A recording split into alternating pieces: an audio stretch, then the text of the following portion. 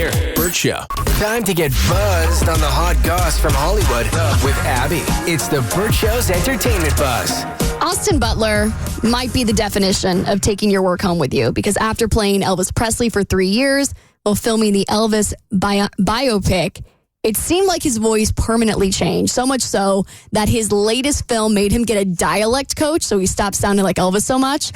So before he played Elvis, this is what his voice sounded like before in an interview with Access Hollywood. There's hardly anybody that I've looked up to more than Brad and Leo. And then also, I printed out the Pulp Fiction script when I was 12 years old and was just so impressed by Quentin.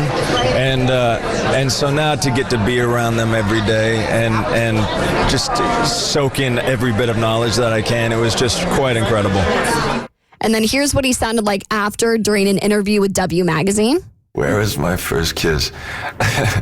My first kiss was in a movie theater. During the movie Just Friends, the Ryan Reynolds film. It was a date, but my mom made me take my stepbrother with me. He was sitting kind of close by. I quickly just blocked him out.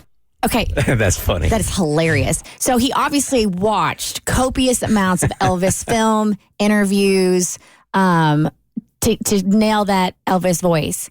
And now he couldn't shake it. So why not now watch copious videos of you from the past? Or SpongeBob. Your old interviews to get your old voice back. Well, he was doing a movie with Tom Hanks, like a World War II movie. So I'm like, oh my gosh, can you imagine if Austin Butler emerged with like a transatlantic accent?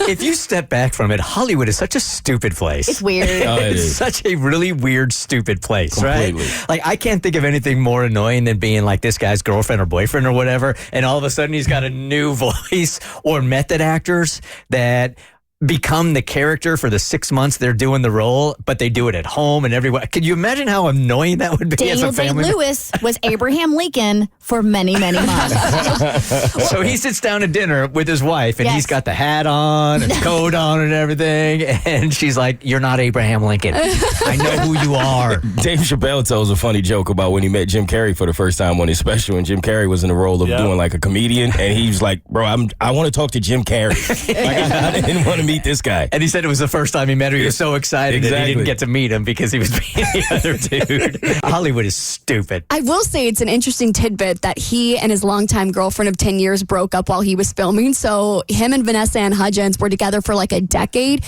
and broke up while he was filming. So I wonder if the Elvis voice just got a little too much for her. Are he and Kai Gerber still together? Yeah.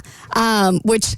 Side note, there's a really funny photo of him meeting her while she's a literal child with Vanessa Ann Hudgens because there's such an age difference. I think there's like a decade, which is fine as an adult, but it's so funny seeing 11-year-old Kaya Gerber walk up to Vanessa Ann Hudgens and Austin Butler while they're dating back in 2011. It's very interesting. But anyway, so they made him hire a dialect coach so he stopped sounding like Elvis in the middle of this film. So here's an interview of him on the Today Show this week. Let's see if it worked. He was telling me a story of he said there's one mission where there's a hole in the nose of the plane and it froze his feet in, and so there was ice blocks around his feet on the pedals when he got back, and they had to chip his feet out. So just hearing those little details was really incredible, and hearing them say, I felt like I was back in that cockpit when I was watching the show. So. Well, it's hard to tell because the first interview, he's kind of like more upbeat. So you're going to have so this is kind of like a serious thing he's talking about, somebody's real experiences in war. So he's going to be a little slower. It sounds like we're starting to get the old Austin Butler back, but I think there's still a tinge of Elvis in there. I would walk in the house and my dad would literally hit me in the side of the head and go, "Elvis is out of you now." You have been healed. We need to perform an Elvis exorcism. God. All right, Dolly Parton. Remember when she performed at the halftime show and she had that Dallas Cowboys cheerleader outfit on? There are a lot of mixed opinions on whether or not, a woman of her age should be wearing that outfit. She looked amazing. She looks so good. She did. I want to look like her at 70, whatever she is. But she said that even she was surprised by all the attention she got. And I thought, if I could pull this off, that'd be a cool little thing to do. And I thought, well, I'm going to give it a try. I thought most people would excuse me if it didn't turn out. I thought they'd just think I was some older woman making a bad mistake. So I was thrilled to death that it got such press. I wasn't expecting all that, but I was pleased. She said, admittedly, her husband was a little apprehensive about the outfit.